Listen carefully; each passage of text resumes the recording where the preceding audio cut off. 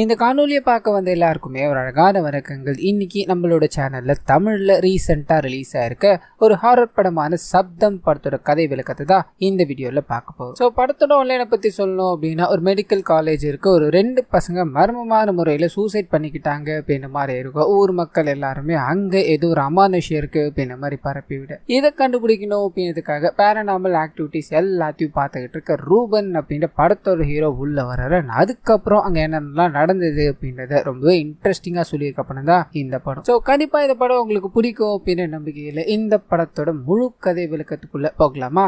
Right. படத்தோட starting சீன்லேயே Avantika அப்படின்ற ஒரு லேடியை காமிக்கிறாங்க. உயரமான பில்டிங் மேலே ஏறி நின்றுக்கிட்டு தற்கொலை பண்ணிக்கணும் அப்படின்ற மாதிரி முயற்சி பண்ணுறாங்க. அவங்க கீழே விழுந்துக்கிட்டே இருக்க அந்த சமயத்தில் தூக்கத்துல இருந்து எழுந்துக்கிறாங்க. ஸோ இது எல்லாமே கனவு. அண்ட் இவங்க கனவு கண்டுகிட்டு இருந்த அதே சமயத்தில் வேற ஒரு பெண், அதாவது தீபிகா அப்படின்ற ஒரு பெண் மேலேருந்து குதிச்சு தற்கொலை பண்ணிக்கிட்டு இறந்து போயிட்டாங்க அப்படின்ற மாதிரி இருக்கும். ஆனால் அப்படியே கட் பண்ண போர்ட் மீட்டிங் ஒன்றுத்தை ஏற்பாடு பண்ணுறாங்க. கடந்த ஒரு மாசத்துல இது 2வது சூசைட். மக்கள் எல்லாருமே இங்கே ஒரு ஆவி நடமாட்டம் இருக்கு அப்படின்ற மாதிரி சொல்லிக்கிட்டு இருக்காங்க. நம்ம பண்ணிக்கிட்டு இருக்கிறது இன்ஸ்டிடியூஷன், ஹாஸ்பிட்டல், காலேஜ் அப்படின்ற விஷயங்கள். இதுல இந்த மாதிரி விஷயங்களுக்கு இடம் கொடுக்கறது தவிர என்ன பண்ண போறோம் அப்படின்ற மாதிரி அங்க இருக்க டைரக்டர் கேள்வி கேட்டுக்கிட்டே இருக்கு. நிறைய மக்கள், அதாவது நிறைய ஆளுங்க நிறைய விதமான பதில்களை சொல்லிக்கிட்டே இருக்காங்க. இதோட முடிவுல ஆன்மீகத்துக்கு பின்னாடி இதுக்கான சொல்யூஷனை தேடாம நம்ம ஏன் ஒரு ஹண்டர், அதாவது கோஸ்ட் ஹண்டர் தேடி போகக்கூடாது அப்படின்ற மாதிரி ஒரு கேள்வி எழுப்புறாங்க. இதனால அங்க இருக்க எல்லாருக்குமே ஒரு மாதிரி குழப்பமா இருக்கு. இது நம்ம நிறைய படத்துல எல்லாம் பார்த்திருக்கோம். நேர்ல இது சாத்தியமா கேட்க மும்பையில கூட ஒருத்தர் இருந்தாரு. கொஞ்ச நாளைக்கு முன்னாடி மர்மமான முறையில இறந்து போயிட்டாரு. அவர் பண்ணாத விஷயங்களே கிடையாது. இந்த கோஸ்ட் இருக்கா இல்லையா அப்படின்ற எல்லாத்துக்கும் நம்ம அப்புறமா போய்க்கலாம், முதல்ல அவரை வர வச்சு ஏதாவது ஒன்று இருக்கா அப்படின்ற மாதிரி செக் பண்ணிட்டு கிளியரன்ஸ் சர்டிபிகேட் ஒன்று வாங்கிட்டோம் அப்படின்னா மீடியா முன்னாடி நம்ம தைரியமா பேசலாம் இல்லையா அப்படின்ற மாதிரி டாக் எடுக்க ஆரம்பிக்கிறாங்க. அதுல தான் ஒரு கோஸ்ட் இன்வெஸ்டிகேஷனான ரூபன் அப்படின்ற ஒரு பேர் அடிப்படுது. ஸோ அவர் இங்க வர்றதுக்கான எல்லா ஏற்பாடுகளையும் பண்றாங்க. அப்படியே கட் பண்ண மும்பையில இருக்க ரூபனை காமிக்கிறாங்க. ஒரு குழந்தை ரொம்ப டார்ச்சர் பண்ணிக்கிட்டு இருக்கு, அதாவது இறந்து போன குழந்தை ஃபேமிலியை டார்ச்சர் பண்ணிக்கிட்டு இருக்கு அப்படின்ற மாதிரி இவருக்கு தகவல் கிடைக்க, இவர் இந்த ஒலிபெருக்கி கருவிலாம் இருக்கும் இல்லையா, அது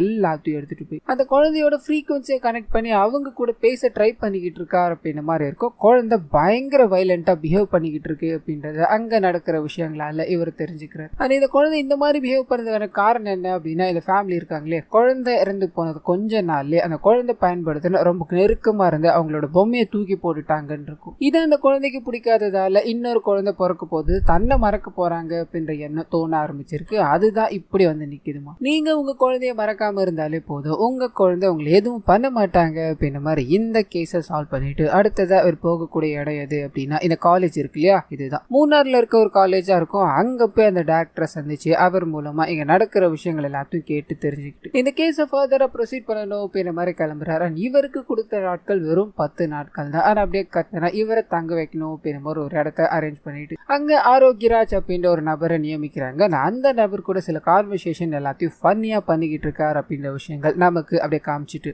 அந்த காலேஜ்குள்ள விசாரிக்கணும் அப்படின்ற மாதிரி போறாரு. 2 பேர் ஒரே கிளாஸ் சேர்ந்தவங்க தான் தற்கொலை பண்ணிக்கிட்டு இருப்பாங்க, அதுவும் ஒரே மாசத்துல பண்ணிக்கிட்டு இருக்காங்க. இதனால அவங்க அவங்களோட ஃப்ரெண்ட்ஸ் கிட்ட கேட்கும்போது அவங்க ரொம்ப நார்மலா தான் இருந்தாங்க. சாவறதுக்கு கொஞ்ச நாளைக்கு முன்னாடி, அதாவது ஒரு வாரத்துக்கு முன்னாடி ஒரு மாதிரி வயலண்டா பிஹேவ் பண்ணாங்க சார். ஏதாவது சின்ன சத்தத்தை போட்டாலும் எதுக்காக அப்படி கத்துற அப்படின்ற மாதிரி என்னென்னமோ பேசிக்கிட்டே இருந்தாங்க. ஆனா அவங்க சூசைட் பண்ணிப்பாங்க அப்படின்றது நாங்க கொஞ்சம் கூட எதிர்பார்க்கல சார்னு சொல்லிக்கிட்டே இருக்கு. அப்படியே கட் பண்ணி அவந்திகா அப்படின்ற மாதிரி ஒரு கேரக்டர் காமிச்சாங்க இல்லையா, அவரை போய் நம்ம ஹீரோ சந்திக்கிறாரு. காரணம் என்ன அப்படின்னா, அவங்க அங்க லெக்சரரா இருப்பாங்க. கடைசியா இறந்து போன தீபிகா ஒரு 10 நிமிஷத்துக்கு, அதாவது சாகிறதுக்கு ஒரு 10 நிமிஷத்துக்கு முன்னாடி இவங்க கிட்ட பேசுறாங்க அப்படின்ற மாதிரி இருக்கும். சந்தேகத்தோட அவங்க கிட்ட விசாரிக்கலான்னு போக அவ கிளாஸ ஒழுங்கா கவனிக்கல, அதை சொல்லணும் தான் போனேன். மற்றபடி நீங்க என்ன சந்தேக பார்வையில பாக்குறது எனக்கு சுத்தமா பிடிக்கல, பேய பிடிக்கிறேன் அப்படின்ற மாதிரி அந்த ஊர் உலகத்தை ஏமாத்தல. ஆனா நான் இது எல்லாத்தையுமே நம்பாம இருக்கவ, எனக்கும் இதுக்கும் சரிப்பட்டு வராது அப்படின்ற மாதிரி முரண்பாடா பேசிட்டு அங்க இருந்து போய்கிட்டே இருக்க. கட் பண்ணி ஹீரோ இருக்கா இல்லையா,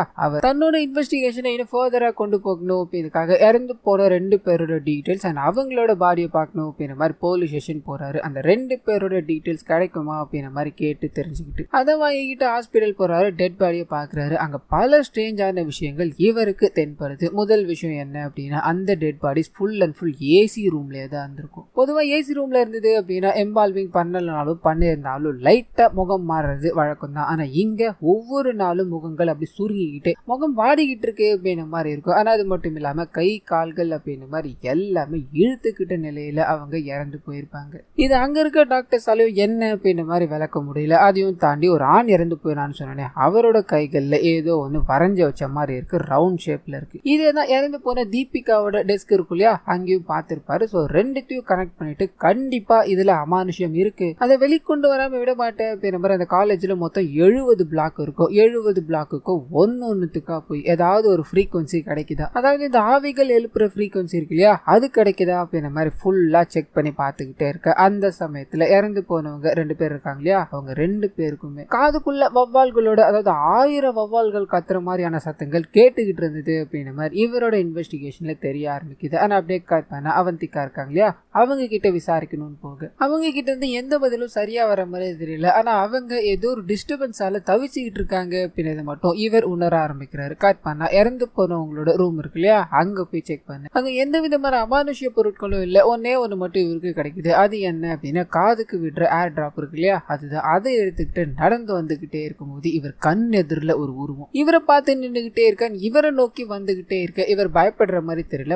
பலார்னு ஒரு அரைஞ்சதுக்கு அப்புறம் தான் தெரியுது அது ஒரு வேடமிட்டு வந்திருக்க ஒரு பெண் அப்படின்றது. ஸோ அங்க இருக்கிற காலேஜ் பசங்க எல்லாருமே சேர்ந்து இவரை குரூப்பா ஏமாத்த ட்ரை பண்ணிட்டு இருக்காங்க அப்படின்ற விஷயத்த இவர் கண்டுபிடிச்சிட்டாரு. இதுக்கு ஐடியா கொடுத்தது யாருன்னா அவந்திகா இருக்காங்க இல்லையா, அவங்க தான். அவங்க கிட்டே போய் இதை கேட்கும்போது நீங்க ஆவி பிடிக்கிற அப்படின்ற மாதிரி என்னமோ சாமான எல்லாம் எடுத்துன்னு வந்துட்டீங்க, அதை நாங்க நம்ப வேணாமா, அதை பசங்களை வச்சு டெஸ்ட் பண்ணி பார்த்தோம், இருந்தாலும் உங்ககிட்ட பேசுறதுக்கு ஒன்றும் இல்லை அப்படின்ற மாதிரி கதவை சாத்திட்டு போக இந்த இடத்துல இருந்து இவருக்கு பயங்கரமான ஃப்ரீக்வன்சி கிடைக்க ஆரம்பிக்குது. இதை பத்தி அவங்க கிட்ட பேசும்போது அவங்க ஆன் பண்ணி வச்சிருக்க மொபைல் போனால அது கிடைக்கலாம், நீங்க ஆஃப் பண்ணி வச்சுக்க முடியுமான்னு கேட்க, என்னோட பைரசி யாருக்காகவும் நான் விட்டு கொடுக்க மாட்டேன்னு சொல்லி கதவு சாத்திட்டு போக்கிட்டே இருக்க இவரும் இது ஈஸியா கடந்து போயிட்டாரு. அப்படியே கட் பண்ண அவந்திகா தூங்கிக்கிட்டே இருக்கும்போது அவங்க கை விரல்கள் எல்லாமே அப்படி தூக்க ஆரம்பிக்குது, ஒரு மாதிரி வளைய ஆரம்பிக்குது. பட்டுன்னு இவங்க கண்ணு திறந்து பாக்குறாங்க, நார்மல் ஆயிடுது. இன்னொரு பக்கம் அந்த வீட்டுக்கு போய் அதாவது இறந்து போனவங்களோட ரூமுக்கு போய் ஃபுல்லா செக் பண்ணாரு. அப்ப அவங்களோட போட்டோஸ் நிறைய கிடைச்சிருக்கும், அதை ஃபுல்லா செக் பண்ணி பார்த்துக்கிட்டே இருக்கும்போது இறந்து போன 2 பேருமே நண்பர்கள் அப்படின்றதும், 3ஆவதா ஒருத்தவங்க இருந்தாங்க அப்படின்றதும் தெரிய வருது. அது 3ஆவதா இருந்தாங்க இல்லையா, அவங்க காணாம போயிட்டாங்க அப்படின்ற மாதிரி இருக்கும். ரொம்ப நாள் ஆகி அவங்க ஹாஸ்டல் இன்னும் வரைக்கும் வந்து சேரல அப்படின்ற மாதிரி இருக்கும். இதனால அவங்க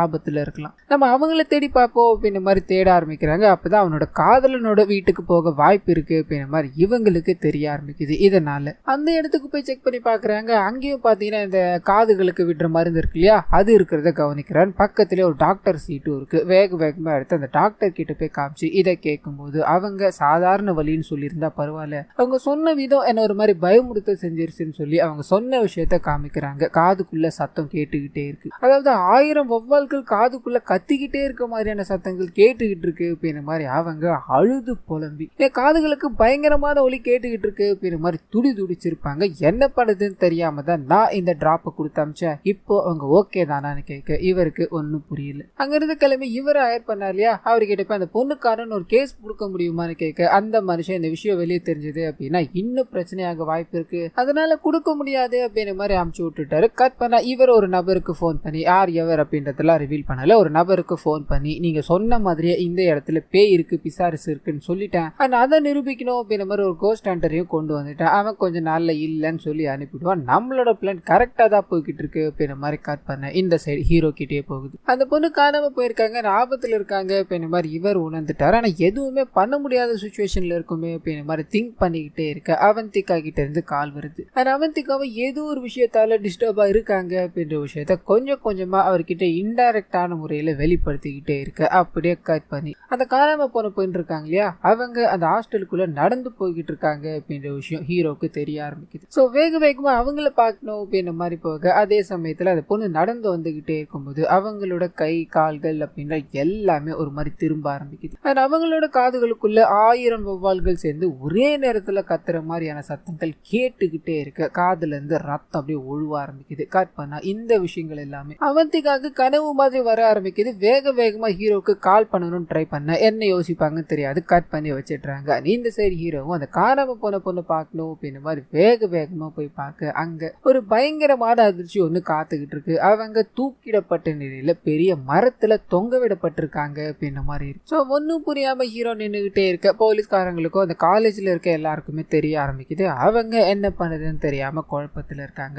அந்த சமயத்துலதான் இப்ப சூசைட் பண்ணிக்கிட்டு அந்த 3 பேருமே ஒரு இடத்துல நின்று போட்டோ எடுத்தாங்க அப்படின்ற மாதிரி ஹீரோ பார்த்திருப்பா இல்லையா, அது என்ன இடம் அப்படின்ற மாதிரி தெரிய ஆரம்பிக்குது. பக்கத்துல, அதாவது இந்த காலேஜ் பக்கத்துல ஒரு பழமை வாய்ந்த லைப்ரரி ஒண்ணு இருக்கும். அங்க இருந்து தான் இது நடந்தது அப்படின்ற மாதிரி இருக்கும். ஆனா அங்க போய் விசாரிக்கும் போது நிறைய பசங்க எல்லாமே சரக்கு அடிக்கணும், தம் அடிக்கணும் அப்படின்ற மாதிரி நைட்ல திறந்து விட சொல்லுவாங்க. அதே மாதிரியா சார் அன்னைக்கும் அவங்க வந்தாங்க, நிறைய தம் அடிச்சாங்க, சரக்கு அடிச்சாங்க. அதுக்கப்புறம் அவங்க எங்க போனாங்க, என்ன ஆனாங்க அப்படின்றது எனக்கு தெரியாது சார்னு சொல்ல ஹீரோ அதை சுத்தி முத்தி பாத்துக்கிறாரு. ஆனா அதே சமயத்துல அவந்திகா இருக்காங்க இல்லையா, அவங்களோட பிரசன்டேஷன் ஒண்ணு அங்க இருக்கிறவங்க கிட்ட பேசிக்கிட்டே இருக்கும்போது பட்டுன்னு இறந்து போனவங்களோட நிகழ்வுகள் முன்னாடி வந்து போய்கிட்டே இருக்க ஒரு மாதிரி டிஸ்டர்ப் ஆகுறாங்க. என்ன பண்றதுன்னு புரியாம குழப்பத்துல இருக்காங்க. அந்த சமயத்துலதான் ஹீரோ இவங்களை கூப்பிட்டு உட்கார வச்சு, இன்னைக்கு நான் லைப்ரரி போறேன், நீ எங்க வர முடியுமா அப்படின்ற மாதிரி கேட்க இவங்க வர தயாரா இல்ல. அந்த சமயத்துலதான் இவங்க ஏதோ ஒரு டிஸ்டர்பன்ஸால தவிச்சுக்கிட்டு இருக்காங்க அப்படின்ற விஷயத்த ஹீரோ அவங்க கிட்ட சொல்ல ஆரம்பிக்கிறாரு. அதுக்கான விளக்கங்கள் எதுவும் இவங்க கிட்ட இருந்து வரதா தெரியல. காரணம் என்ன அப்படின்னா, இவங்க ஆவி அமானுஷம் அப்படின்றதுலாம் நம்பாதவங்க. சோ இப்படி நடக்குதுன்னு ஒத்துக்கிட்டா அது நம்புற மாதிரி ஆயிடும் இல்லையா, அந்த ஈகோ தானே உன்னை தடுக்குது அப்படின்ற மாதிரி கேட்க இவங்க பதில் சொல்றதா இல்ல, நான் எங்கேயும் வரல அப்படின்ற மாதிரி அங்க இருந்து போக கட் பண்ணா அது பாலடைஞ்ச லைப்ரரியில இருந்து தான் பயங்கரமான ஃப்ரீக்வன்சி எல்லாமே வருது அப்படின்ற மாதிரி ஹீரோ கேதர் பண்ணி வச்சிருப்பாரு. அதை செக் பண்ணணும் அப்படின்றதுக்காக அவரோட நிறைய கருவிகள் எல்லாத்தையும் கொண்டு போய் அங்க செட் பண்ணி வச்சுக்கிட்டு இருக்காரு அப்படின்ற மாதிரி இருக்கும். அந்த சமயத்துல அவந்திகா வராங்க. வந்து அவங்க எதுக்காக வந்தாங்க அப்படின்ற காரணத்தையும் சொல்றாங்க. நான் வராததால இங்க எதுவுமே வரல, இங்க எதுவுமே இல்ல அப்படின்ற மாதிரி நீங்க போய் சொல்ல வாய்ப்பு இருக்கு, அதை தான் நானே பார்த்துட்டு போகலான்னு வந்தேன்னு சொல்ல, சரி இருக்கட்டும் அப்படின்ற மாதிரி அவங்கள உட்கார வச்சு அவங்க கிட்ட சில கருவிகள் எல்லாத்தையும் கொடுத்து இதை நீ ஃபோக்கஸ் பண்ண முடியுமா அப்படின்ற மாதிரி அவங்கள உட்கார வச்சுட்டு இவர் சுத்தி இருக்கிற ஃப்ரீக்வன்சி எல்லாத்தையும் கேப்சர் பண்ணிக்கிட்டே இருக்கு. இவங்களுக்கு ஒரு மாதிரி ஆக ஆரம்பிக்குது. பட்டுன்னு நான் எதுக்குமே வரல, என்னை இங்கிருந்து விடுங்க அப்படின்ற மாதிரி எழுந்து போகலான்னு ட்ரை பண்ண அந்த சமயம்னு பார்த்து இவரோட மிஷின்ல பீப்பர் அடிக்க ஆரம்பிக்குது. ஸோ இங்க ஒரு அமானுஷம் இருக்கு, அது கூட ஒரு பேச ஆயிட்டார் அப்படின்ற மாதிரி நாம புரிஞ்சுக்கலாம். நான் பேசுறது கேக்குதா, நீங்க இந்த இடத்துக்கு சொந்தமானவங்களா இல்ல இந்த காலேஜ்ல படிச்சவங்களான்னு கேட்க எந்த விதமான பதிலும் கிடைக்கிற மாதிரி தெரியல. பீப் மட்டுமே அடிச்சுக்கிட்டு இருக்கு. சரி இப்படி வரேன் அப்படின்ற மாதிரி வேற ஒரு வழியை பயன்படுத்த ஆரம்பிக்கிறாரு. நீங்க ஆமா அப்படின்ற மாதிரி இருந்ததுன்னா ஒரு பீப் படிங்க, இல்லன்னு இருந்ததுன்னா 2 பீப் படிங்கன்னு சொல்லி மறுபடியும் அதே கேள்விகளை கேட்க பீப் மட்டும் அடிச்சுக்கிட்டே இருக்கு. நிறைய வாட்டி அடிச்சுக்கிட்டே இருக்கு. ஒன்னும் புரியாம புரியுதா இல்லையா, இங்க ஆமான ஒரு பீப் பண்ணுங்க, இல்லன்னா 2 பீப் படிங்க, அதுவே போதுன்னு சொல்ல அங்க இருக்க எல்லா மிஷினும் சேர்ந்து அடிச்சுக்கிட்டே இருக்கு. அப்பதான் இவருக்கு புரிய ஆரம்பிக்குது, இங்க இருக்கிறது ஒரு ஆன்மா இல்ல, எக்கச்சக்கமான ஆன்மாக்கள் அப்படின்றது. உடனே இங்க இருந்து ஏதாவது பண்ணணும் அப்படின்ற மாதிரி அந்த பேய் கிட்ட பேசணும், கம்யூனிகேட் பண்ண அந்த சமயத்துல அவந்திகாவோட உடம்புல ஏதோ ஒரு மாற்றங்கள் ஏற்பட ஆரம்பிக்குது. அவங்க கை கால்கள் எல்லாமே திரும்ப ஆரம்பிக்குது. அவங்க உட்கார்ந்துட்டு இருந்த சேர் அந்த இடத்துல பறந்து அவங்க கண்ணா அப்படின்னான்னு சுத்திக்கிட்டே இருக்காங்க. அங்க இருக்க எல்லாருமே பயந்து ஓட ஆரம்பிக்கிறாங்க. சுத்தி முத்தி எந்த லைட்டுமே எரியாம ஆஃப் ஆயிடுது. ஒன்னும் புரியாம அங்க இங்கேயும் ஓடிக்கிட்டே இருக்க நம்ம ஹீரோ பாத்தீங்கன்னா இந்த ஃப்ரீக்வன்சியை கேப்சர் பண்ற லைட் எல்லாமே வச்சிருப்பாரு. அது மூலமா அங்க இருக்க ஒருத்தரையா பார்த்து எல்லாம் ஓகே தானே அப்படின்ற மாதிரி முன்னேறி போக்கிட்டே இருக்கு. அந்த சமயத்துல இது அவந்திகா இருக்காங்க இல்லையா, அவங்க அந்த இடத்துல தொங்கிட்டு இருக்காங்க. அவங்களோட கை கால்கள் அப்படின்ற எல்லாத்தையும் ஏதோ ஒரு உருவம், அதாவது ஏதோ பல உருவங்கள் குடிச்சுக்கிட்டே இருக்க மாதிரி ஃபீல் ஆகுது. இதை நம்ம ஹீரோ கண்ணெதிரில பாத்துக்கிட்டே இருக்கு. அவந்திகா போத்துன்னு கீழே விழுறாங்க. அவங்கள ஏதோ ஒரு உருவம் வேகமா இழுத்துட்டு போய்கிட்டே இருக்கு. அப்படியே கட் பண்ணி அவந்திகாவை ஹாஸ்பிட்டல்ல காமிக்கிறாங்க. அவங்களுக்கு முதலுதவி எல்லாமே அளிக்கப்பட்டுக்கிட்டு இருக்கு. அந்த சமயத்துலதான் ஹீரோக்கு இது நேரம் வரைக்கும் நிறைய இடங்கள்ல பாத்தீங்கன்னா சர்ச் பெல் அடிக்கிற மாதிரி சத்தங்கள் கேட்டுக்கிட்டே இருக்கும். ஆனா இவருக்கு மட்டும் தான் அது கேக்குது அப்படின்ற விஷயங்கள் இப்போ அந்த ஆரோக்கியராஜ் மூலமா ஹீரோக்கு தெரிய ஆரம்பிக்குது. சோ அந்த சத்தத்தை நோக்கி போக்கிட்டே இருக்கு. அந்த சமயத்துலதான் ஹீரோவோட நண்பர் ஒருத்தர் போன் பண்ணி ஹீரோ இந்த லைப்ரரியில இருக்க நிறைய போட்டோஸ் எல்லாத்தையும் எடுத்து அவர் காமிச்சிருப்பாரு. அது மூலமா அவர் ஒரு கண்டுபிடிச்சிருக்காரு அப்படின்றத தெரியப்படுத்துறாரு. அது என்ன அப்படின்னா, அங்க ஸ்ட்ரக்சர் இருக்கும் இல்லையா,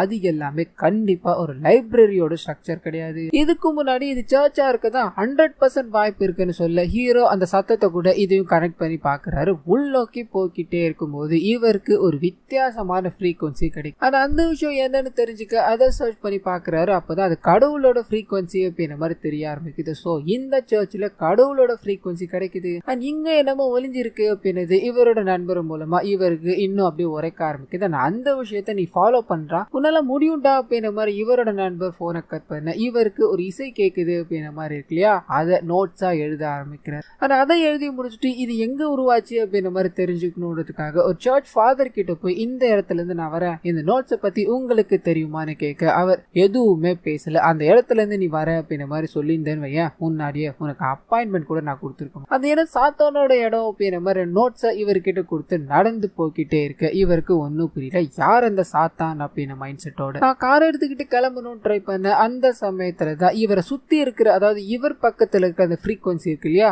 அது காரை வழி நடத்த ஆரம்பிக்குது. இண்டிகேட்டர் மூலமா இந்த சைடு போகணும் அந்த சைடு போகணும் அப்படின்ற மாதிரி மாத்தி மாத்தி காமிச்சுக்கிட்டே இருக்கு. இவர் அதை நோக்கி போக ஆரம்பிக்கிறார். அப்பதான் காட்டு பகுதியில் இருக்க ஒரு வயசானவர் கிட்ட போய் இந்த கார் நிக்குது, அவர்கிட்ட விசாரிக்கணும்னு போக அவர் இந்த இசைக்கருவிகள் முதற்கொண்டு சவப்பெட்டி வரைக்கும் செஞ்சு கொடுக்குற நபர் அப்படின்ற மாதிரி தெரிய ஆரம்பிக்குது. ஆனா அந்த நோட்ஸை கையில கொடுத்து இதை பத்தி உங்களுக்கு தெரியுமாயான்னு கேட்க இங்க ஒரு சின்ன விஷயம் பாத்தீங்கன்னா ரிவீல் ஆக ஆரம்பிக்குது. இந்த நோட்ஸ் இருக்கு இல்லையா, டயானா அப்படின்றவங்க அவங்களோட 42 குழந்தைகளுக்காக பயன்படுத்தப்பட்ட நோட்ஸ் இது அப்படின்ற மாதிரி இருக்கும். அந்த 42 குழந்தைகள் அவங்க பெத்தெடுத்த குழந்தைகள் கிடையாது, மனம் நலம் குன்றிய குழந்தைகளா இருப்பாங்க. சோ இப்ப லைப்ரரியா இருக்க அந்த இடம் பல வருஷத்துக்கு முன்னாடி சர்ச்சா இருக்கும். டேனியல் அண்ட் டயானா அப்படின்றவங்களுக்கு தான் இந்த இடம் சொந்தமா இருக்கும். டயானா ஒரு நாள் சர்ச்சுக்குள்ள போகும்போது மனநலம் குன்றிய, அதாவது ஊனமுற்ற குழந்தை ஒன்றத்தை அங்க விட்டுட்டு போயிருக்காங்க அப்படின்ற மாதிரி இருக்கும். இதனால அந்த சமயத்துல இருந்து இந்த மாதிரி இருக்க குழந்தைகள் எல்லாத்துக்குமே நான், அதாவது கடவுள் வழியில நின்று உதவணும்னு நினைக்கிறேன்னு சொல்லி அந்த சர்ச் அப்படியே அந்த குழந்தைகளை வளர்க்கணும் அப்படின்றதுக்காக மாத்த ஆரம்பிக்கிறாங்க. ஒரு 42 குழந்தைகளை இவங்க பாத்துக்கிட்டாங்க அப்படின்ற மாதிரி இருக்கும். அப்பதான் திடீர்னு ஒரு குழந்தைகள் இல்ல 2 குழந்தைகள் இல்ல, அந்த 42 குழந்தைகளுமே வித்தியாசமான நோயால அப்படி தொடர்ச்சியான முறையில இறந்து போயிட்டாங்க அப்படின்ற மாதிரி இருக்கும். இதுக்கு நடுவுல இந்த குழந்தைகள் பாத்தீங்கன்னா ரொம்ப அக்ரெசிவா இருப்பாங்க. நடுவுல காரணம் என்ன அப்படின்னா இவங்க மத்த குழந்தைகளை போலவே இல்ல,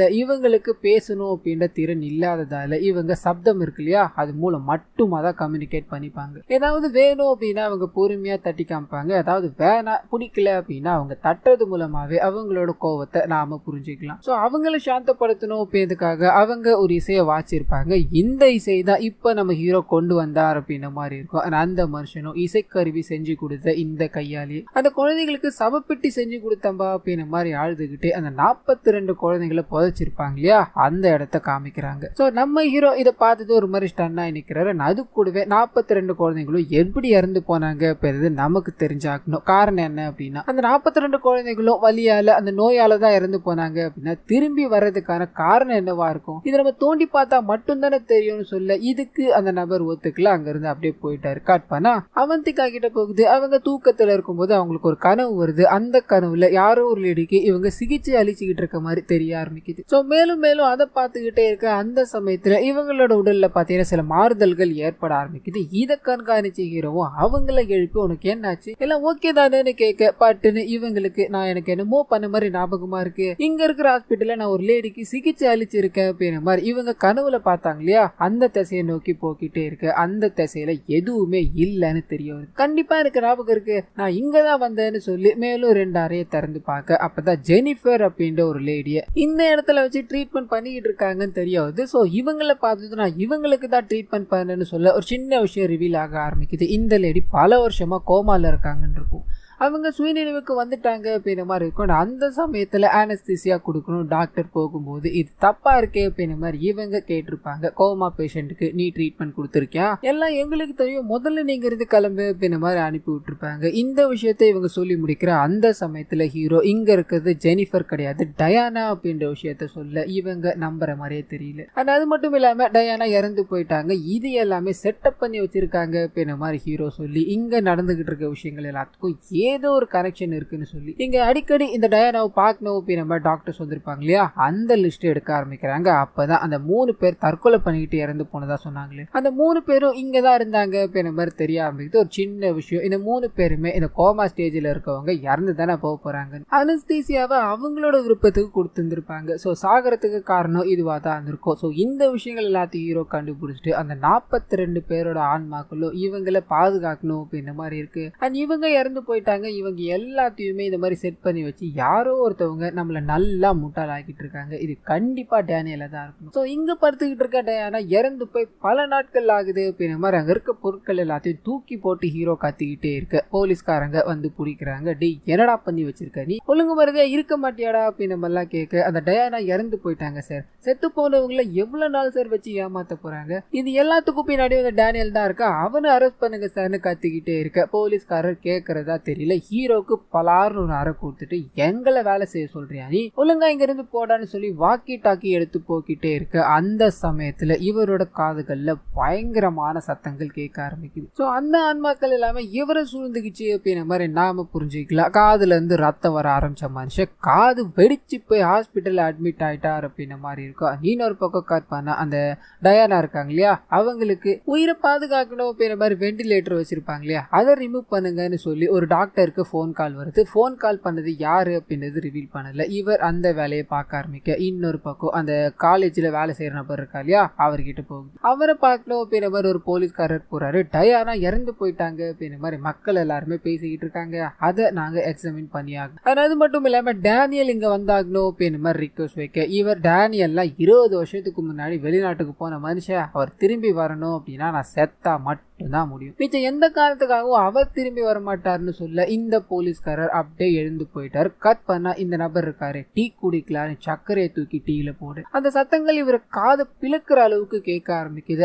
இந்த மனுஷனும் என்னடா இது அப்படின்ற மாதிரி லைட்டா கலக்க இவருக்கு அப்படியே ஆயிரக்கணக்கான அலைகள் காதுல அடிக்கிற மாதிரியும் நிறைய சத்தங்கள், அதாவது பின் டிராப் சைலன்ஸ் சொல்லுவாங்க இல்லையா, அந்த பின்னு போட்டா கூட பயங்கரமான ஒலி எழுப்புற மாதிரியான விஷயங்கள் இவரோட காதுகள்ல கேட்டுக்கிட்டே இருக்கு. இவரோட கை கால்கள் எல்லாமே இழுத்துக்கிட்டு அந்த இடத்துல காதுல ரத்தம் வந்து துடி துடிக்க இறந்து போறார் அப்படின்ற மாதிரி இருக்கும். கட் பண்ணா அந்த 42 பிணங்களையும் புதைச்சு வச்ச இடம் அப்படின்ற மாதிரி இருக்கே, அங்க அந்த வயசான நபர் நடு ராத்திரி அந்த பிணத்தை எல்லாத்தையும் தோண்டி டெஸ்ட் பண்ணி பார்த்துடலாம் அப்படின்ற மாதிரி செக் பண்ணிருப்பாரு. அப்ப நிறைய வௌவால்கள் எல்லாமே ஒண்ணு கூடி அவர் அந்த இடத்துல துடி துடிக்க சாகடிச்சிருச்சு அப்படின்ற மாதிரி இருக்கும். இதுக்கு அடுத்த நாள் ஹீரோ அந்த இடத்துக்கு போய் பார்க்கும்போது அங்க அந்த சபப்பெட்டி இருக்கு இல்லையா, 42 பேரோட சபப்பெட்டி, அதுக்குள்ள பிணங்கள் இல்ல, ஒரு விதமான பிளாக் மேஜிக் பாட்டில் இருக்கு அப்படின்ற மாதிரி தெரியாது. இது மெக்சிகன்ஸ் பயன்படுத்துவாங்க.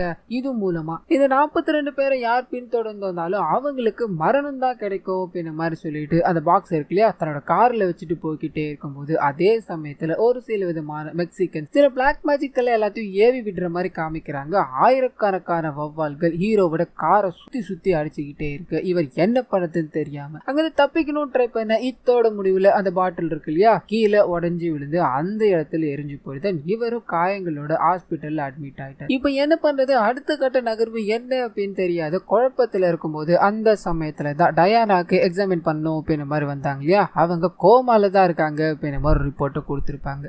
என்னோட கேஸ் கரெக்டா இருந்தது, என்னோட நம்பிக்கை கரெக்டா இருந்தது அப்படின்னா அவங்க இறந்து போயிட்டாங்க அப்படின்றது தான் உண்மை. ஆனா இப்போ அவங்க உயிரோட இருக்காங்க அப்படின்னா இதுல எது உண்மையா இருக்கும், ஒருவேளை நாம நினைக்கிறதெல்லாம் பொய்யா இருக்குமோ அப்படின்ற மாதிரி ஹீரோ திங்க் பண்ணிக்கிட்டே இருக்க அப்பதான் சோசியல் மீடியா மூலமா ஒரு விஷயத்த கண்டுபிடிக்கிறார். அது என்ன அப்படின்னா மனுஷனோட உடல் இருக்கு இல்லையா, அனஸ்தீசியா கொடுக்கும்போது 100ல் ஒரு 3% ஆஃப் பீப்புள் பாத்தீங்கன்னா அதை எடுத்துக்க மாட்டாங்க, அதாவது அவங்களோட ஆன்மா அதை எடுத்துக்காது. அங்க என்ன நடக்குது ஏது நடக்குது அப்படின்ற எல்லா விவரங்களும் தெரியும், ஆனா எந்த உணர்ச்சியுமே அவங்களுக்கு இருக்காது. மனுஷனோட உடலுக்கும் மனுஷனோட ஆவிக்கும் இடைப்பட்ட நிலை அது அப்படின்ற மாதிரி இருக்கும். ஸோ அந்த நிலையை தான் டயானா கலந்துருக்காங்க அப்படின்ற மாதிரி இருக்கும். அவங்களோட உடல்ல இருந்து அவங்களோட ஆவி கொஞ்ச காலத்துக்கு வெளியே போயிருக்கு அப்படின்ற விஷயத்த ஹீரோ அவந்திகா கிட்ட விளக்கிக்கிட்டு இன்னும் 2 மணி நேரத்துல அவங்களோட வெண்டிலேட்டர் எல்லாத்தையும் எடுத்து அவங்கள சாகடிக்க போறாங்க அப்படின்ற மாதிரி இருக்கு. அதுக்குள்ள நம்ம ஏதாவது பண்ணி ஆகணும்னு சொல்ல அப்படியே கட் பண்ண டேனியல் ஊர்ல இருந்து வராரு. தன்னோட மனைவியை பாக்குறாரு. இத்தனை நாள் நான் அவனை வச்சிருந்ததே தப்பு அப்படின்ற மாதிரி அவங்க கோமா ஸ்டேஜுக்கு போயிட்டாங்க, திரும்பி வர 1% கூட வாய்ப்பு இல்லை அப்படின்ற மாதிரி டாக்டர் சொல்லியிருப்பாங்க. இதனால அவங்கள கருணை கொலை பண்ணணும் அப்படின்ற மாதிரி எழுதி கொடுத்துட்டாப்ல.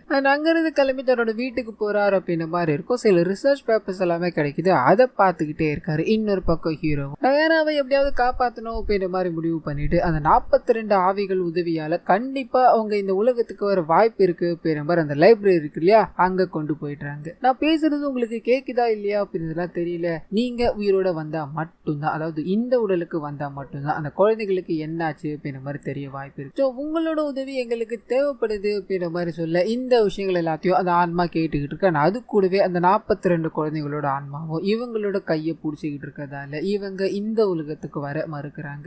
அது அப்படியே கட் பண்ணி ஹீரோவோட நண்பர் கிட்ட போகுது. ஹீரோ நிறைய ஃப்ரீக்வன்சிலாம் ரெக்கார்ட் பண்ணியிருப்பாரு. அதுல ஒரு சில ஃப்ரீக்வன்சி கிடைக்குமா, அதாவது நீ டீகோட் பண்ணி தர முடியுமாடா அப்படின்ற மாதிரி இவரோட நண்பர் கிட்ட கொடுத்துருப்பாரு. அதை டீகோட் பண்ணும்போது அவங்க டேனியல் பேரை சொல்ல கிடையாது, ஸ்டேசி டேனியல் அப்படின்ற இன்னொரு பெண்ணோட பேரை சொல்லியிருக்காங்க அப்படின்றது தெரிய வருது. ஸோ இந்த விஷயத்த நம்ம ஹீரோ கிட்ட கொண்டு போக அதே சமயத்துல இந்த சைடு டேனியல் இருக்கா இல்லையா, நிறைய விஷயங்களை பார்த்துக்கிட்டே இருந்தாரு. இதுக்கு பின்னாடி தன்னோட 2வது மனைவியான ஸ்டேசி டேனியல் இருக்காங்க அப்படின்ற விஷயத்த ரிவீல் பண்ணிட்டாரு. இத்தனை நாள் இது தெரியாம நான் இருந்தேனே அப்படின்ற மாதிரி புலம்ப அவங்களோட என்ட்ரி நமக்கு கொடுக்குறாங்க. வந்ததும் இவருக்கு ஒரு ஊசியை போட்டுட்டு இவர்கிட்ட பேச ஆரம்பிக்கிறாங்க. அதே சமயத்துல அவந்திகாவும் ஸ்டேசி டேனியல் எழுதின ஒரு புத்தகத்தை படிக்க ஆரம்பிக்கிறாங்க. அதுல நிறைய எக்ஸ்பெரிமெண்ட் பத்திலாம் எழுதியிருப்பாங்க. அது கூடவே நமக்கு இங்க என்ன நடக்குது அப்படின்றத விவரிக்கவும் ஆரம்பிக்கிறாங்க. ஸோ டயானா 42 குழந்தைகளை தத்தெடுத்து அந்த 42 குழந்தைகளுக்கும் சிகிச்சை அளிச்சுக்கிட்டு இருக்காங்கன்னு இருக்குமே, அதுல மெயினான சிகிச்சை என்ன அப்படின்னா அந்த இசைக்கருவிகளை வாசிக்கிறது மூலமா கிடைக்கிற சப்தம் தான். அது அவங்கள சாந்தப்படுத்துது அப்படின்ற மாதிரி இருக்கும். இதுக்கு